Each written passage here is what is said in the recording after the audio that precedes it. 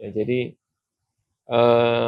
kita terus berharap, kita terus tekun bisa optimal dengan sepenuh hati, tenaga dan pikiran terhadap masyarakat ini, sehingga bahwa keberadaan DPRD ini juga bisa menjadi endorser terhadap kesejahteraan masyarakat.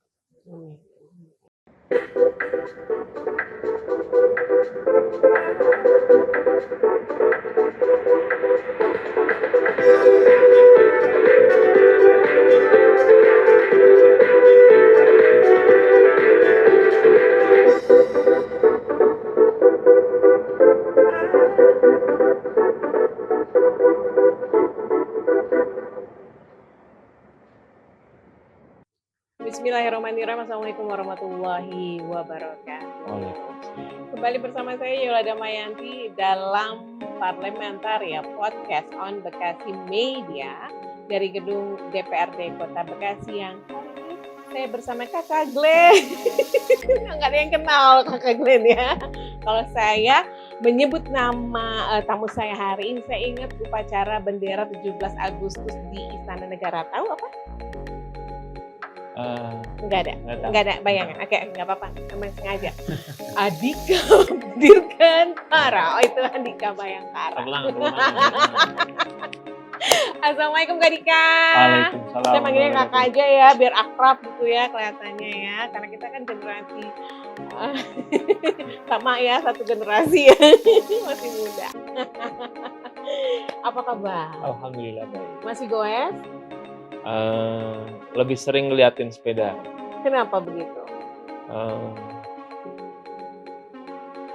Kurang menyempatkan waktu. Menyempatkan waktu. Oh, di awal-awal masih suka loh menyapa konstituen dengan goes sepeda. Sekarang kenapa enggak? Iya. Kurang menyempatkan waktu tadi. Kurang menyempatkan waktu. Ya, makin luas jangkauan kita. Oh gitu. Perlu mobilitas yang lebih mengedepankan waktu. Tapi sesekali kita masih ikut sepedaan beberapa teman-teman komunitas, tapi memang tidak seintens sebelumnya. Saya kenal beliau dulu masih suka sepedahan, masih segini ya. Sekarang ya seginilah ya. Dan lebih sehat ya. Dan lebih mudah. Sekarang ketika jadi anggota dewan tuh jadi kayak udah keluar uban. Emang banyak pikiran ya jadi anggota dewan itu ya. Banyak yang dipikirin. Begitu. Jadi sejak dilantik 26 Agustus 2019 itu tiba-tiba uban bermunculan. Jadi kalau kata ini banyak yang mikirin rakyat, saya juga nggak tahu. Tapi memang perlu disurvei kali ya. Jadi saya tidak sedikit menemukan teman-teman Alek fraksi PKS ya, dari berbagai kota itu memang kelihatannya ubannya lebih banyak dari umurnya.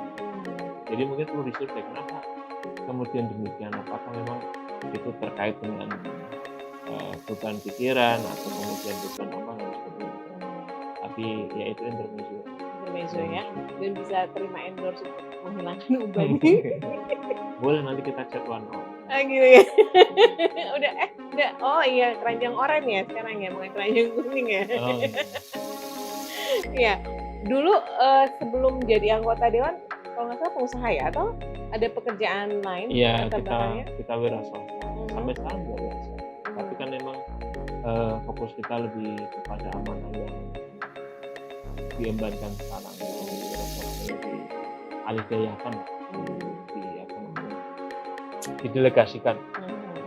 Adaptasinya lama nggak tuh, ada shock, kultur shock itu ketika jadi anggota dewan, karena pengusaha dulu kan nggak kayak sekarang kerjanya. Nggak terlalu, kalau saya merasa tidak terlalu culture shock ya, karena agak mirip wira swasta dengan politik sekarang itu pada prinsipnya bertemu banyak masyarakat ya, bertemu dengan banyak orang. Alhamdulillah sih nggak ada kendala waktu itu. Saya merasa nggak ada kendala, entah kalau diukur secara output dan lain sebagainya. Begitu Mbak Yola. Dulu awal mula terjun ke politik itu apa sih? Gimana? Saya itu pertama jadi saksi pemilu itu tahun 2004 PKS di Jakarta di eh, Palmerah waktu itu. Ya, jadi saya baru lulus kuliah tahun 2023, tahun 2003, 2004 jadi saksi pemilu PKS di Jakarta. Kemudian tahun 2004 itu pula saya masuk ke Bekasi. Jadi Bekasi kalau dalam bahasa kita dalam bahasa sehari-hari kita jadi marbot lah di PKS jadi marbot. Ya. Posisi ketika pencalekan 2019 itu saya jadi sekum di tingkat cabang PKS tingkat cabang Bekasi Selatan. Dan kemudian ya qadarullah 2019 masuk ke DPRD sampai sekarang. Dari 2004 ke 2019 lumayan tuh ya waktu lumayan, belajarnya ya. Iya. Saya mestinya lebih saya merasa tertinggal jauh dengan Kaisang. Jadi Kaisang 3 hari terima KTA kemudian jadi ketum. Saya perlu 15 tahun untuk sekedar dicalonkan. Ya. Jadi saya merasa tersinggung dengan Kaisang. Ya. Saya agak tersinggung. Karena jadi anak presiden dong ya. Tapi menurut saya nggak sekedar anak presiden ya, tapi memang menurut saya mestinya begitulah anak muda. Menurut saya begitulah anak muda. Jadi kalau dalam perspektif saya tidak ada yang terlalu cepat ya, karena juga dunia ini berputar menurut saya memang lebih cepat. Orang ya maaf kalau dalam wira swasta itu lompatan nilai kekayaan, nilai aset itu sekarang jauh lebih cepat dibandingkan tahun-tahun saya mungkin. Jadi orang yang katakanlah mulai cuma setahun 2 tahun kemudian jadi crash rich dan sebagainya, yang entah gimana pun caranya ya pasti memang ada endorsement teknologi pasti gitu. Jadi kalau kemudian di politik hari ini baru terima KTA jadi ketum, kita harus mulai terbiasa dengan hal tersebut menurut saya. Jadi ojo gumunan kalau dalam bahasa orang Jawa. Di Bekasi udah pernah juga terjadi kan waktu itu wali kota, PLT wali kota sebelumnya kan juga sama menerima KTA langsung jadi ketua DPC ya. Jadi udah lama sebenarnya. Iya. Udah biasa sebenarnya. Makanya ojo gumunan. Ojo gumunan. Ya, ojo kesusulan. Cuma ini karena tingkatnya nasional aja kali ya, jadi betul. Agak dan vibes-nya karena mungkin Kaisang ini kebetulan kan anak presiden. Jadi ya tentu menjadi konsumsi media dan kita juga tertarik untuk kemudian mengikutinya. Begitulah ininya juga banyak ya spanduknya sekarang ya, pakai gaya-gaya anak generasi Z sekarang. Keren sih. Gimana lagi? Begini ya. Oh gini ya. Ya, ini sekarang fenomenanya mendekati pemilu 2024 ini kan anak-anak muda nih banyak Kadika dulu kan juga pernah muda dan nggak kayak sekarang yang mungkin bisa dibilang tadi instan. Gimana nih menyikapi ini kalau dulu sampai 15 tahun, kalau sekarang itu nama langsung muncul gitu. Ya, kalau dalam perspektif saya itu gejala yang bagus menurut saya. Bahwa anak muda kemudian tertarik dan terlibat langsung dalam politik praktis itu sebuah gejala yang bagus. Tapi memang saya termasuk yang mungkin perspektif tengah-tengah ya. Artinya instan itu harus diimbangi dengan kepantasan. Artinya bahwa kita tidak bisa menafikan ada proses yang mungkin instan, tapi saya usul sebaiknya itu juga diimbangi dengan proses kepantasan. Jadi ya ini usulan saya kepada teman-teman muda ya. Jadi instan bukan sesuatu yang tabu, tapi juga sebaiknya kita menyadari bahwa instan itu diiringi dengan kepantasan. Maka kita perlu belajar cepat bagaimana bisa memantaskan diri terhadap proses instan itu, sehingga akhirnya proses ini jadi menarik. Tidak hanya tidak hanya disebut sebagai karbitan lah dan sebagainya. Dan kita juga harus mulai terbiasa, terbuka terhadap cara-cara baru anak-anak muda. Ya. Meskipun mungkin saya kelihatan muka tua gitu ya, tapi saya ini termasuk milenial. Oh, gitu. Karena saya lahir tahun 81 itu. Ya. Saya merasa memang ya anak muda itu begitu gayanya. Ya. Kalau dalam bahasa kita itu mungkin tengila atau mungkin yo opo kira. Tapi begitulah namanya.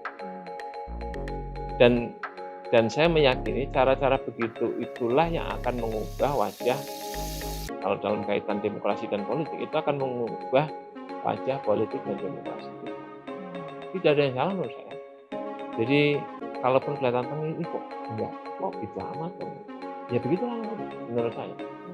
Jadi kita harus terbiasa untuk bisa terbuka terhadap cara-cara baru, cara-cara yang mungkin dia nggak kepikiran sama kita, ya. Mungkin bahkan sama yang senior-senior. Tapi memang tiap zaman kan ada caranya, menurut saya. Tiap zaman ada caranya. Jadi kalau dalam perspektif saya termasuk happy, meskipun kadang ya kita tergagap-gagap, tapi ya kembali kepada yang tadi. Ya begitulah anak muda. Ya, jadi kalau mereka kok kelihatan tengil, kok gitu amat gitu, ya begitu. Ya, jadi karena ada gap generation ya, karena kita melihatnya mungkin dari cara pandang kita dulu, mungkin pendekatannya Kak Dika dulu dengan pendekatan anak muda sekarang berbeda. Kalau sekarang kan bisa pakai medsos, dulu kan kayaknya lebih senang ke offline ya, langsung ketemu langsung. Kalau sekarang kebanyakan di medsos. Gimana kalau menurut Kak Dika yang kayak gitu? Ya nggak ada salahnya juga. Ya. Jadi kalau kata Saifullah Fatah itu memang saya agak lupa kalimat pastinya, tapi kira-kira begini. Kita ini kalau tidak menggunakan medsos itu seperti berbicara di stadion GBK tanpa mic. Jadi memang segala media itu harus kemudian kita optimalkan untuk menyampaikan ide gagasan yang memang kita yakini baik untuk masyarakat. Jadi nggak ada salahnya. Tinggal nanti apakah kemudian masyarakat itu bisa menyerap itu dengan baik atau kemudian harus tetap diimbangi dengan tatap muka secara langsung dan sebagainya. Saya rasa ini bukan sesuatu yang harus dibenturkan ya, tapi memang ya harus jalan. Saya meyakini bahwa sosial media itu akan mendorong keterbukaan kita. Ya. Saya yakin ya teman-teman media masyarakat itu akan lebih nyaman ketika ketemu pemimpinnya itu juga aktif di sosial media, ya kan? Kalau kemudian di sosial media di searching susah, dengan kemudian alasan kita lebih fokus offline, saya rasa tidak demikian. Jadi memang tatap muka langsung itu ya penting, sosial media juga tidak kalah penting, ya. Karena memang itu satu kesatuan yang terjadi hari ini. Coba di searching deh teman-teman dia, dari 50 anggota DPRD ini seberapa banyak sih yang kemudian yang aktif di sosial media. Tentu lebih menyenangkan toh. Politik ini jadi lebih terbuka, kita jadi tahu quote unquote keseharian lah, meskipun mungkin katakanlah ada bilang itu pencitraan sebagainya, tapi enggak lah. Sosmed itu mendorong orang untuk eksis. Ya. Kemudian eksis itu mendorong orang untuk lebih terbuka. Ya tentang kesehariannya, tentang dia bagaimana dia melayani konstituennya dan sebagainya. Saya rasa itu sesuatu yang justru endorse keterbukaan dalam demokrasi. Itulah kenapa Kak Dika eksis banget ya di sosial medianya ya. Kayak kita tahu loh kegiatan beliau di day by day ya. Hari ini kesini, hari ini menyambangi ini. Wah. Saya kan bukan Jokowi ya. Itu salah satu Kak Dika untuk mendekatkan diri kepada anak-anak muda yang mungkin bisa jadi ya ini adalah calon pemilih di tahun 2024. Ya, pada prinsipnya kita ingin mendekatkan diri pada sebanyak mungkin orang tua. Ya. Dan ya media itu adalah salah satu cara. Kalau di situ kemudian hari ini kebanyakan anak muda, ya berarti kita mendekati anak muda. Ya, tapi juga tidak salah. Kalau kemudian di situ ada rentang umur yang lain, ya disitulah kita kemudian berinteraksi. Saya sering mendapati DM, kemudian tagging, komen, dan sebagainya di sosial media. Katakanlah kemarin masalah air di Bekasi Utara mungkin sampai hari ini ya. Rame tuh ya. Atau apapun itu, whatever itu ya. Yang kemudian perlu pensikapan, perlu advokasi anggota dewan, itu saya tidak jarang kemudian dicolek-colek. Ada juga yang DM bicara tentang wawancara, tentang riset, ada yang skripsi, ada yang kita sekolah dan sebagainya. Ada yang banyak. Nah, kita bisa menangkap bahwa hari ini masyarakat makin menginginkan pejabat publiknya kan eksis di sehingga bisa langsung berkomunikasi aktif. Dan kenapa hari ini saya rasa saya bukan yang paling aktif ya, tapi bahwa sosial media saya terbuka terhadap siapapun ya yang ingin berkomunikasi. Itu adalah bagian dari saya menunaikan amanah ini. Jadi saya ingin bahwa siapapun yang memerlukan atau ingin berdiskusi atau apapun itu terhadap kita sebagai anggota DPRD yang quote-unquote adalah wakil rakyat, maka ya kita harus fasilitasi itu. Maka kita harus sangat terbuka terhadap itu. Punya berapa sosial media? Saya paling aktif mungkin di Instagram. Ya paling cuma Instagram, TikTok ada, di Facebook juga ada. Namanya sama semua tuh ya? Sama, tiga antara. Dika. Tapi memang paling aktif itu ya kalau sosial media yang agak close ya WhatsApp. Ya. Jadi saya memang paling aktif di situ. Dan tiap kali saya tatap muka dengan masyarakat itu saya selalu menyampaikan nomor pribadi saya. Silakan disimpan. Kalau ada sesuatu yang sekiranya saya bisa bantu atau perlu advokasi saya silakan. Dan memang tidak pada akhirnya tidak sedikit yang kemudian message kita dari WhatsApp yang mulai dari urusan anak sekolah yang mungkin ya pinjam status ya, bayarannya ada yang belum lunas lah, kemudian masalah kesehatan, BPJS, whatever itu. Merasa terganggu nggak sih? Saya tidak menafikan tentu makin banyak yang masuk, ya tentu mungkin waktu kita jadi ya kita tidak harus ada fokus. Katakanlah terganggu dalam tanda kutip. Tapi lagi-lagi kan memang itu bentuk pelayanan. Dan itu artinya saya sudah mengikhlaskan diri untuk kemudian diganggu lah terhadap hal ini. Dan saya juga menyiapkan tim, ada juga PIC yang kemudian memfollow up hal-hal urgent yang harus di-follow up. Ada timnya. Ya, jadi saya mungkin respon kemudian di-follow up oleh tim. Masalah darurat, masalah BPJS, masalah kemudian orang sakit, darurat yang memang butuh bantuan kita itu. Ya kita kembali ke anak muda tadi ya. Tadi kan orang tua backgroundnya pengusaha juga tuh, berpolitik juga. Orang tua saya memang juga politik, bapak saya politisi Golkar. Tapi mostly emang keluarga saya keluarga wirausaha. Keluarga usaha. Saya asli orang Pekalongan dan batik ya? Ya.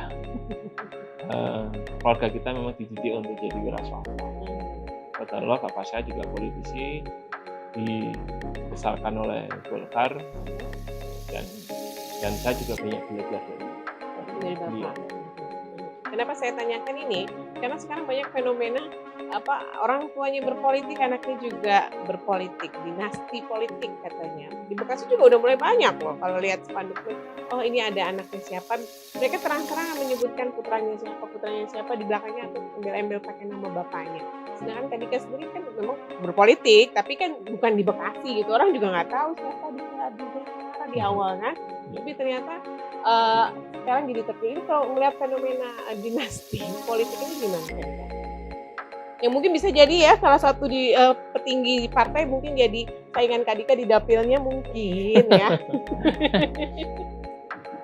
Saya kembali kepada perspektif awal saya. Jadi memang ini saatnya anak muda. Bahwa ada privilege, katakanlah ada anak kemudian dia orang tuanya katakanlah presiden partai atau kemudian presiden Indonesia atau ketua umum partai atau kemudian tokoh senior di partai politik, anaknya terjun, itu privilege dan kita tidak bisa menolak privilege itu. Tapi lagi-lagi adalah bahwa instan privilege itu juga harus diimbangi dengan kepantasan. Artinya harus ada will yang sangat kuat bagi siapapun yang kemudian punya privilege itu atau mendapatkan kesempatan itu untuk kemudian belajar cepat bagaimana melayani masyarakat dengan baik. Karena politik dan demokrasi ini kan alat. Ujung kita itu kan bagaimana mensejahterakan masyarakat. Sehingga ya privilege instan itu harus diimbangi dengan kecakapan dan kepantasan. Balik lagi ke situ. Nah, bicara dinasti itu kan kira-kira begini. Secara prinsip saya tidak menolak bahwa ada keluarga yang turun-temurun main ke politik. Yang kemudian saya tolak adalah kalau kemudian itu dilakukan dengan cara-cara yang tidak normal. Ujuk-ujuk gitu. Ya, artinya katakanlah kita mengamankan jalan keluarga kemudian menutup jalan orang lain gitu. Ya, okay. Nah itu kan yang saya tidak setuju. Jadi selama itu dilakukan secara sportif dengan riang gembira, tidak ada intervensi yang berlebihan, saya tidak bisa memungkiri bahwa pasti mungkin akan ada intervensi. Tapi selama itu tidak eksesif ya, atau kemudian bahkan kita mengharapkan itu berjalan dengan normal, privilege itu silakan dimanfaatkan, tapi juga jangan kemudian ada abuse di situ. It's okay. Tapi kalau kemudian ada upaya ada mens rea gitu, kemudian untuk melanggengkan kekuasaan maka bukakanlah jalan untuk keluarga dan tutuplah jalan bagi orang lain, itu yang kemudian kita tidak salah. Gitu Mbak. Orang. Dari 50 orang anggota DPRD Kota Bekasi, yang termuda itu berapa orang yang muda-muda? Termuda ada Bang Yogi dari Golkar. Yang muda-muda lainnya? Saya sama Faisal, kemudian ada Faisal PDIP itu juga muda. Yogi, Faisal satu angkatan mungkin. Kemudian saya Faisal Golkar itu satu angkatan 80-an. Ada Faisal, dua Faisal ya? Ada dua Faisal. Kalah tuh nggak masuk ke generasi muda ya? Kelahiran dia akhir-akhir itu ya, akhir-akhir generasi Y ya. Apa X? Iya. Tentu nggak baby boomer ya. Jadi nggak masuk milenial ya. Ini ada nggak maksudnya cara kerjanya yang berbeda antara yang muda-muda tadi sama yang sudah lebih senior lah begitu di Dewan? Yang kayak ini harusnya begini. Iya, tentu ada gap ya maksudnya, tapi gap itu kan bisa kita kelola. Ya ciri khas anak muda itu kan ya kadang rusak-rusuh, pengennya begini begitu, kadang kalau dalam bahasa sederhana mungkin dipandang kurang bijak, yang penting result oriented gitu. Sementara tokoh-tokoh yang lebih senior kan mungkin mengedepankan ojo ke susu, yang penting semua berjalan dengan stabilitas yang oke dan sebagainya. Ya tentu kan ada gap. Tapi gap itu masih bisa dikelola dengan baik, bisa manage dengan baik, sehingga tidak terlalu berpengaruh terhadap kinerja kita secara keseluruhan. Iya, Kak Dika kan masuk Bekasi 2004 sampai akhirnya dicalonkan menjadi anggota legislatif 2019, ada 15 tahun waktunya. Ini ketika masuk di legislatif di Kota Bekasi, apakah ada yang kayaknya pengen banget nih gue benahin yang ini nih di Bekasi? Apa? Ketika masuk sih sebenarnya kita nggak punya gambaran yang utuh. Tapi periode pertama ini kita punya, dalam catatan saya kita punya beberapa prioritas terkait dengan bagaimana kita mensejahterakan masyarakat kota ini. Kalau dalam pandangan saya, memang kita perlu ada semacam penguatan SDM di aparatur. Kita mulai dari aparatur. Jadi kita harus membenahi secara ketat terkait dengan aparatur ini. Dan undang-undang ASN yang baru mudah-mudahan bisa mengakomodasi. Kalau mungkin kita tahu istilah P3K, kemudian jadi kalau kita tangkap ini memang pemerintah ini tengah menyederhanakan aparatur. Itu kita harus lebih antisipatif.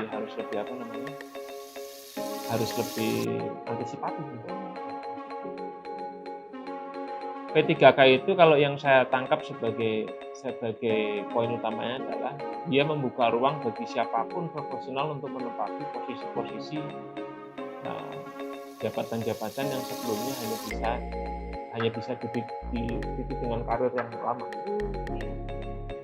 Jadi katakanlah kalau dalam posisi kita kadis itu bisa pakai P3K, bahkan dirjen-dirjen kementerian itu banyak juga yang P3K. Artinya apa? Artinya itu membuka ruang bagi kita untuk meng-hire talent-talent profesional untuk kemudian masuk membantu kita dalam melayani masyarakat. Ya, contoh kasus lah. Katakanlah kita bicara tentang Diskominfo, Dinas Komunikasi dan Informasi. Saya meyakini kita perlu talent-talent terbaik. Mungkin dengan skema P3K kita bisa meng-hire katakanlah lulusan Google lah atau apa gitu, kemudian taruh.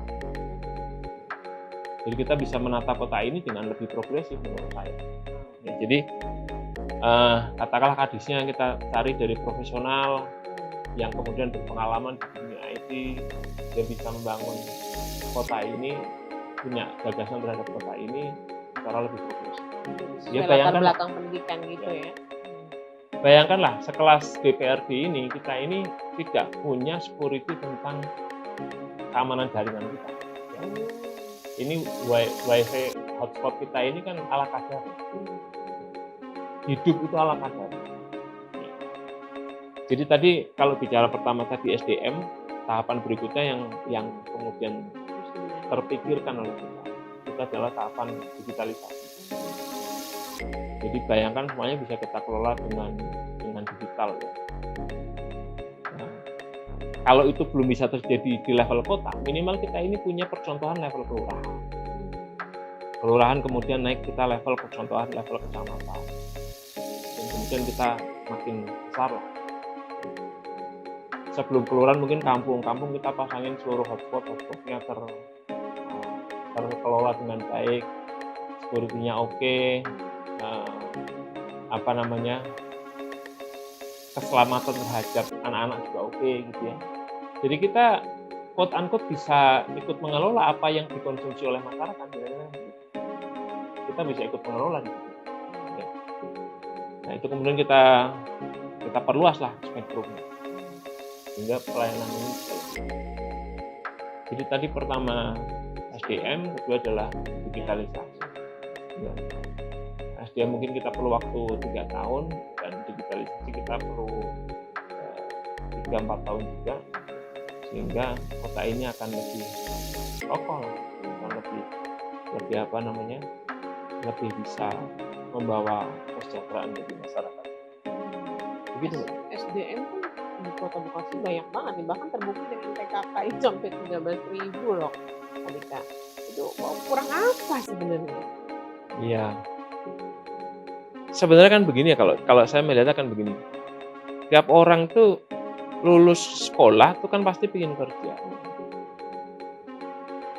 Sehingga kalau kemudian kita bisa membuka, ya, menawarkan lapangan pekerjaan yang mudah, bukan kerjaan yang mudah, tapi lapangan kerjaan yang terbuka, kemudian juga bisa mendatangkan kesejahteraan, maka saya yakin demand terhadap posisi TKK itu juga akan mengecil dengan sendirinya. Kalau saya lebih melihatnya kita positif saja ya. Kita tidak dalam posisi kemudian menyalahkan gimana. Ya pasti di situ ada oknum-oknum yang mungkin bertindak kurang pas. Tapi kalau saya lebih ingin kita fokus pada kalau saja kita bisa menyediakan lapangan pekerjaan yang yang oke gitu ya, yang kemudian secara finansial oke, secara benefit oke, gitu. Saya rasa demand itu akan mengecil. Ini kan kalau kita lihat sebagai otokritik terhadap diri kita kan mungkin kurang bisa menyediakan lapangan pekerjaan, gitu loh, ya kan? Sehingga udahlah kita nyari slot aja deh untuk PKK. Kirain ya. Jadi slot, lu nyari slot. Ya kan? Kalau kemudian lapangan pekerjaan itu bisa kita siapkan dengan baik, atau kemudian kemudahan berusaha, kita benar-benar tekun bagaimana orang mudah berusaha, kita membukakan pasar pada awal-awalnya, saya rasa orang akan lebih berbondong-bondong untuk ke arah sini dibandingkan ke arah yang sini. November ini kan pada habis masa kontraknya katanya akan diganti dengan lelang ya. Setuju nggak sih dengan lelang? Kalau bicara ini terakhir itu kan audiensi dengan dengan PJ Wali Kota itu kan bahwa TKK akan bahwa isu lelang itu dianulir lah. Ya. Jadi berjalan seperti biasanya ya. Terkhusus TKK honorer lah gitu nyebutnya, honorer yang sudah terdaftar di BKN, Badan Kepegawaian Nasional. Tapi memang ada honorer yang belum terdaftar, ya. Saya belum tahu angkanya pasti, tapi info yang beredar itu kan 3.500-an honorer kita yang belum terdaftar di BKN. Kenapa begitu? Karena umur. Jadi ini honorer yang baru masuk, mungkin 2020, 2021, 2022 mungkin ya.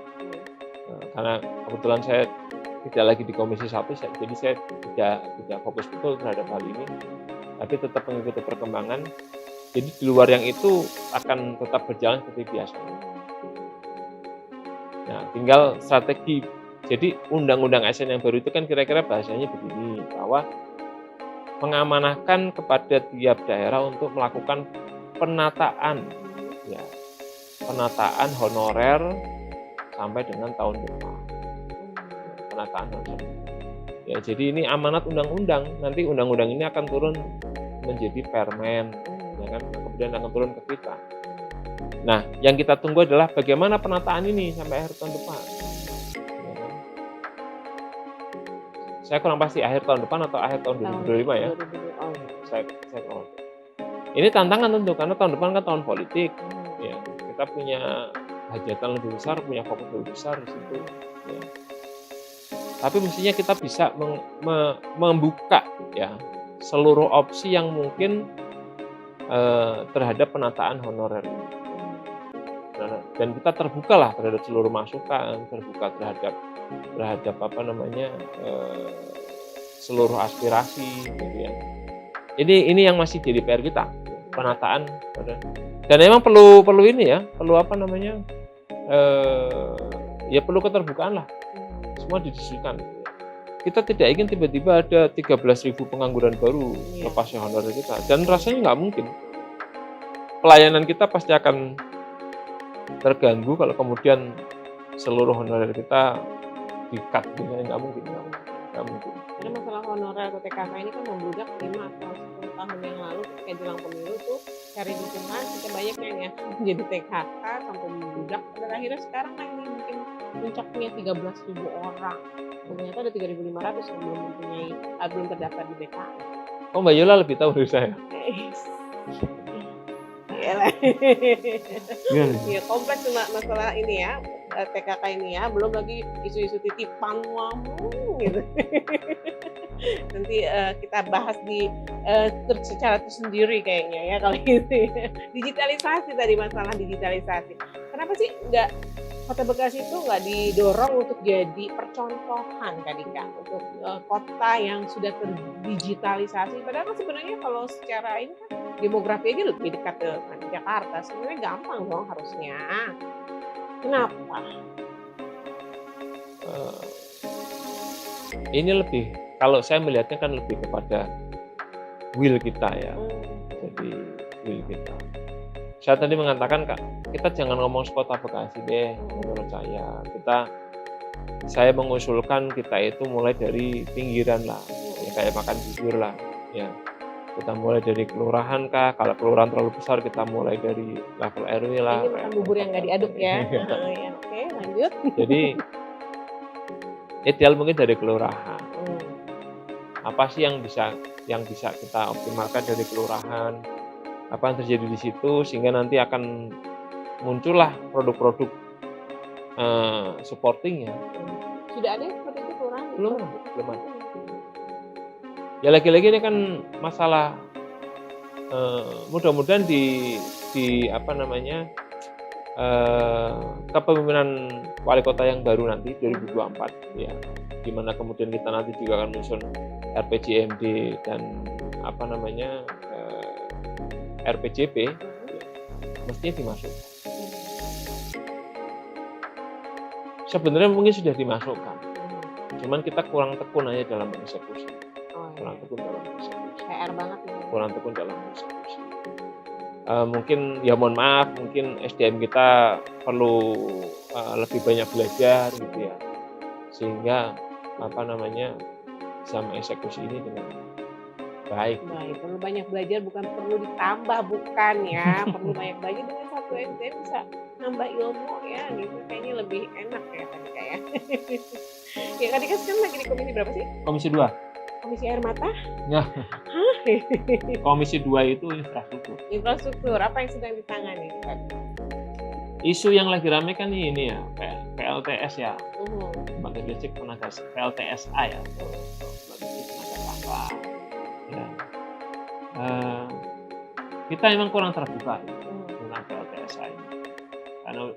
Karena saya sendiri di Komisi 2 merasa kok ujuk-ujuk ada pemenang tender tanpa ada komunikasi. Padahal semestinya ini bisa kita diskusikan. Karena kalau merujuk pada perda kerjasama, hal-hal kerjasama yang kemudian berdampak luas pada masyarakat itu harus persetujuan DPR. Nah ini tengah kita cari tahu. Jadi memang kepemimpinan yang transisi ini memang meninggalkan banyak PR. Kepemimpinan yang lalunya agak meninggalkan banyak PR, sehingga banyak orang berharap pada 1 tahun kepemimpinan yang transisi ini. Menurut saya juga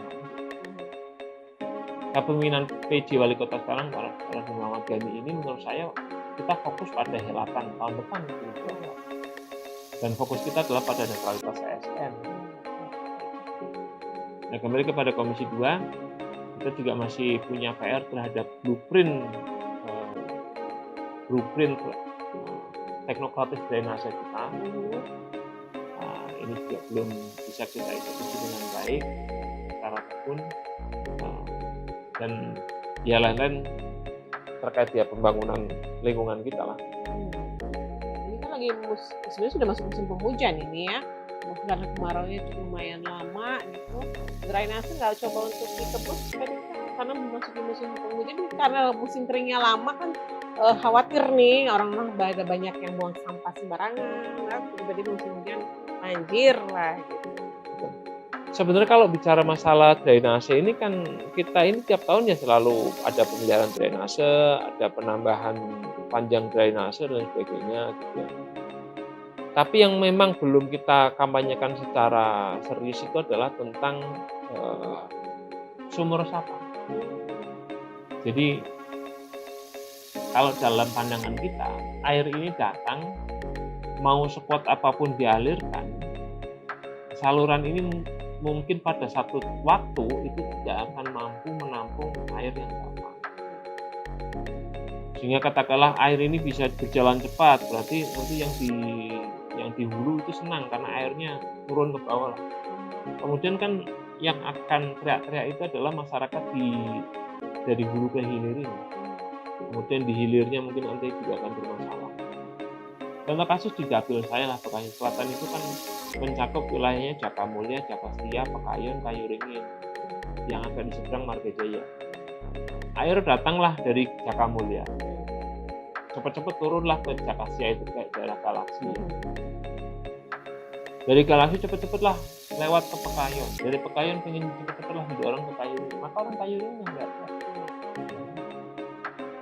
Air dari Jakamulya, Jakastia itu juga pasti akan udah meluber karena mungkin drainasenya nggak lagi sanggup. Kemudian di Pekayon banyak masalah juga bisa. Sehingga dalam logika kita, air ini selain dialirkan harusnya juga dipangkal, ya kan? Jadi sekuat apapun drainase kita itu pasti air ini akan tumpah kemana-mana. Maka satu-satunya cara adalah kita harus tangkap. Air itu tetap mengalir tapi juga ada yang kita tangkap. Nah, ini kampanye ini harus kita dengan sumber resapan itu ya. Iya. Sehingga kadang nggak tahu ini brainstorming ya, ini brainstorming mungkin orang yang lebih ahli bisa lebih menjawab. Mesti kita bisa mendorong tiap kali ada bangunan baru di Kota Bekasi, dia harus dikompensasi dengan resapan air seluas apa. Setiap ada area resapan yang hilang, itu harus diganti dengan area resapan buatan mungkin lah ya, yang kapasitasnya sama. Katakanlah kita bangun untuk bangunan 100 meter, maka kita harus bisa memaksa melalui perda untuk kemudian barang siapa yang membangun 100 meter, dia juga harus menyiapkan semacam resapan yang kapasitasnya seperti 100 meter itu. Resapan buat apa? Kemudian dibikin sumur resapan lah, 3 biji, 4 biji. Ya. Ini brainstorming, artinya tentu ini perlu masukan dari yang lebih kompeten. Ini kan yang kepikiran oleh saya. Karena saya juga mengikuti Kepala Dinas Lingkungan Hidup, tergantung sih Kepala Dinas Lingkungan Hidup ini dulu ada Pak Yudi kalau tidak salah zaman beberapa tahun yang lalu. Itu beliau itu begitu masif mengkampanyekan sumur resapan, lubang biopori gitu ya untuk menangkap air tadi. Jadi ketika musim kering, kita nggak terlalu kering-kering banget gitu kan, ada air yang ditangkap tadi Kak Dika ya. Jadi mungkin ada waktu nih sedikit, tapi nggak mungkin ya kayaknya kalau dia cara kerja secara birokrasi kayaknya nggak mungkin tuh dikebut ya sebelum musim hujan datang Kak Dika. Yang paling penting itu kan masalah apapun itu, pemerintah itu posisinya itu kan regulator. Jadi kita ini yang siapa yang diatur ya masyarakat juga. Maka mengharapkan solusi banjir ini hanya dari pemerintah yang menambah drainase lah, membuat tandon air lah, tanpa ada diiringi kesadaran ya, atau kemudian tanpa kita menyadarkan bahwa masyarakat itu pegang paling penting, maka masalah banjir ini tidak akan ada keinginan mungkin untuk daerah wilayah dapilnya Kak Dika untuk dibikin satu aja kelurahan atau RT RW. Memang kita lagi mulai mengkampanyekan sumur resapan. Dalam banyak proses kita, aspirasi kita juga menawarkan yuk kita bikin sumur resapannya. Mungkin bukan sekedar lubang biopori yang diameternya kecil ya, tapi kita sumur resapan ya. Mungkin di fasos-fasum kita, mungkin di tengah lapangan kita, atau dimanapun itulah. Ya, kita mulai mengkampanyekan. Kalau ada tetangga saya daerah kabupaten itu RT RW-nya bisa mengajukan ke Dinas Lingkungan Hidup untuk bikin sumur resapan atau gerojokan gitu. Apa yang talang air dari rumah-rumah itu ada berapa rumah nanti disalurkan ke situ ke dalam itu. Jadi ketika musim hujan mereka nggak kekurangan air gitu. Iya. Secara Pada prinsipnya kan kayak gitulah. Artinya kita menangkap air ini kembali ke dalam tanah dengan berbagai metode lah. Ya. Dan itu memang bisa diaspirasikan kok. Ya. RT RW bisa mengajukan aspirasi untuk kemudian dibuatlah sumur resapan di mana. Bisa dimulai di dapil Panca yang rawan banjir Iya. Kita sudah memulai untuk tahun ini dan tahun depan. Mudah-mudahan bisa cepat terrealisasi ya. Karena kita lagi air bersih ya, susah banget untuk dapat air bersih nih. Ada orang Bekasi Utara yang kayaknya yang udah 7 hari nggak mandi. 7 hari nggak mandi, nyuci pakai air galon. Semua pakai air galon. Ini sebenarnya apa sih yang mungkin Kak Dika bisa dijelaskan tentang permasalahan apa sebenarnya yang terjadi walaupun bukan orang PDAM ya. Mungkin dapat bocoran. Jadi begini Mbak Yola. Sebenarnya yang lebih pas ini kan jelasin orang PDAM. Saya ini kan DPR. Tapi ini yang saya tahu ya. Ini yang saya tahu. Jadi memang limbah. Jadi sumber baku PDAM kita ini diambillah dari namanya Kali Bekasi. Dan Kali Bekasi ini tercemar itu bukan karena industri yang ada di wilayah kita, tapi industri yang ada kebanyakan di Kabupaten Bogor. Klaim dari dinas-dinas terkait PDAM maupun wali kota itu mengatakan sudah berulang kali minta kepada Kabupaten Bogor untuk bisa menindaklanjuti, juga berkoordinasi dengan pemerintah pusat, pemerintah provinsi untuk kemudian ikut membantu menindaklanjuti. Tapi memang follow up-nya belum signifikan, sehingga pencemaran itu terus terjadi entah apa yang dilakukan oleh teman-teman di Kabupaten Bogor ya, atau kemudian provinsi atau provinsi. Sehingga yang kena imbasnya adalah kita. Nah, terus gimana dong solusinya? Solusinya itu PDAM sudah mengajukan untuk menambah sumber air bakunya itu dari Kali Malang. Kali Malang itu kan dari Jatiluhur sampai Jakarta itu melintang, namanya maka dia disebutlah Kali Malang ya. Itu memang adalah sumber air baku untuk warga Jakarta. Yang dia tidak boleh diambil oleh siapapun. Tapi kita sudah berhasil untuk kemudian meminta dalam kapasitas tertentu lah ya, saya agak lupa angkanya. Untuk kemudian air baku kita juga diambil dari Kali Malang dan sudah disetujui. Dan sudah dialirkan sebenarnya. Tapi dalam kapasitas yang mungkin belum memadai. Ya. Nah, proses untuk kemudian memperbesar kapasitas air baku yang dari Kali Malang berpindah ke WTP-nya pemrosesan PDAM ini butuh infrastruktur. Dan memang lagi on the way. Jadi intinya Kali Malang ini udah dimasukkan menjadi air baku, tapi mungkin kapasitasnya belum cukup signifikan karena infrastrukturnya memang belum disiapkan. Entah gimana caranya ya, saya kurang tahu juga teknisnya. Tapi kemudian membesar kapasitas ini tengah dalam proses pembangunan. Ya. Selain itu juga kemudian ada PSN ya, proyek strategis nasional lainnya dari Luhur 2 yang juga akan membantu suplai air baku kita selain dari Kali Bekasi. Jadi bukan bermaksud membela siapapun, bukan membela PDAM dan sebagainya, tapi bahwa semua ini sudah berproses.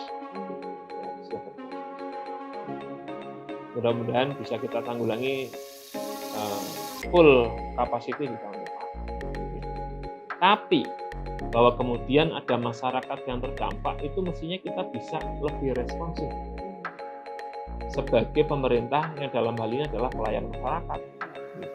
Jadi apakah kemudian didatangkanlah tangki air atau apapun itu, yang semua dikerjakan secara terstruktur dan rapi gitu loh, Ini yang kita belum. Jadi saya pribadi, atas nama pribadi dan pemerintah Kota Bekasi juga mohon maaf bahwa kita belum bisa melakukan itu. Saya sendiri terus mendorong, mestinya kita bertanggung jawab terhadap hal itu. Dan kemudian hal-hal yang lain lah. Apakah kemudian masyarakat yang terdampak itu biaya airnya kemudian didiskon lah. Minimal itu kita bisa berkomunikasi secara intens lah. Ini kan masyarakat terdampak. Siapa sih yang mau katakanlah susah air, mandi susah, kan nggak ada. Maka pemerintah harus hadir di situ.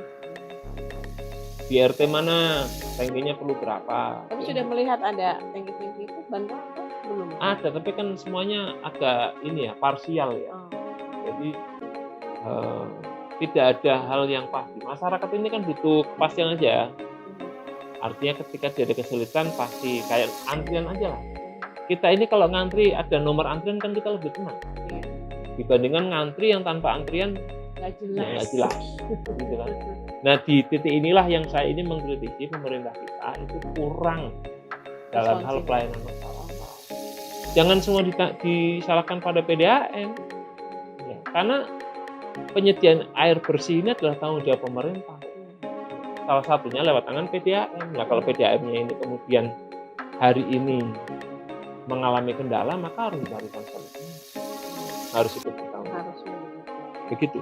Jadi saat podcast ini diambil, warga Bekasi Utara di ujung hari kekurangan air bersih ya, ada yang nggak mandi kayaknya, mau pipis ditahan ya, atau cari pom bensin gitu.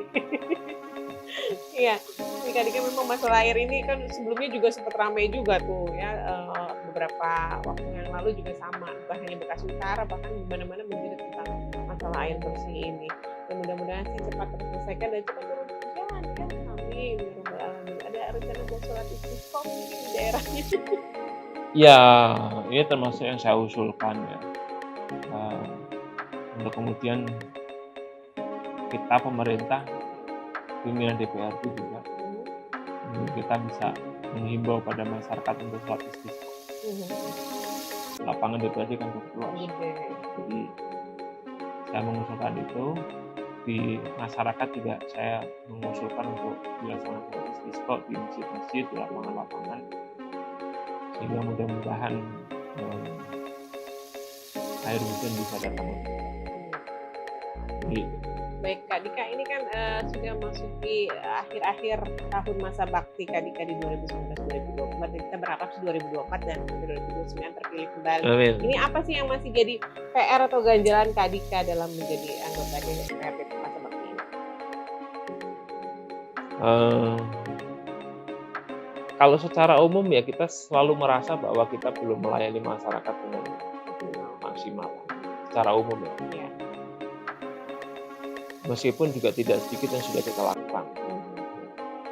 Tapi ya kita kan selalu merasa bahwa kok kayaknya mestinya kita bisa lebih optimal. Di sisi inilah, di sisi itulah, terhadap keberadaan DPRD sendirilah, ya. Dan banyak hal yang lainnya lah. Kita agak overclaim kalau kita mengatakan kita sudah optimal gini. Saya rasa sih. Tapi bahwa juga tidak sedikit yang sudah kita lakukan juga tidak bisa kita lakukan. Dan jadi kita terus berharap, kita terus tekun bisa optimal dengan sepenuh hati, tenaga dan pikiran terhadap masyarakat ini, sehingga bahwa keberadaan DPRD ini juga bisa menjadi endorser terhadap kesejahteraan masyarakat. Kita kan dari tadi udah ngobrol macam-macam, dari mulai anak muda, influencer dan segala macamnya. Ini kali ada pesan dan mungkin motivasi untuk para penonton podcast kita hari ini atau pendengar podcast kita. Luar biasa.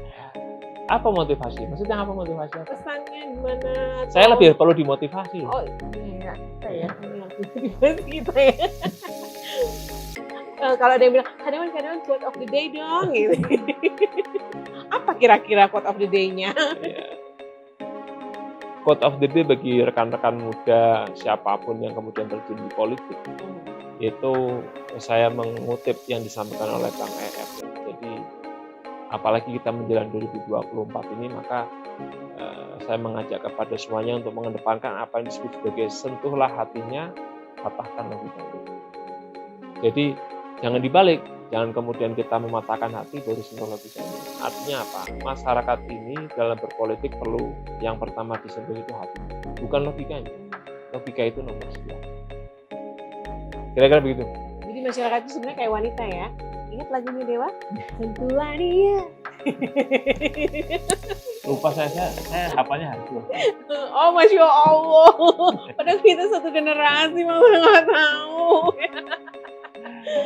Baik, terima kasih Kakak Dika. Kapan-kapan kita sepedahan bareng ya. Oke. Kita bikin event sepedahan mah ya. Oke. Teman-teman Bekasi Media, yuk kita bikin ya. Siap. Dengan Kak di dapilnya dia, Kak Dika juga nggak apa-apa ya.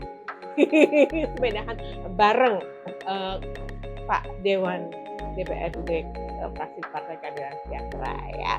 Nanti kabar-kabarin aja kita wes bareng ya biar kita tambah kurus, tambah sehat. Terima kasih sekali lagi Kak Dika. Mohon maaf jika ada kesalahan dan kekurangan karena semua yang benar hanya milik Allah dan Rasulnya. Saya Yolanda Mayanti undur diri. Terima kasih untuk Anda sudah bersama kami dalam Parlementaria Podcast on Bekasi Media. Wassalamualaikum warahmatullahi wabarakatuh. Dadah.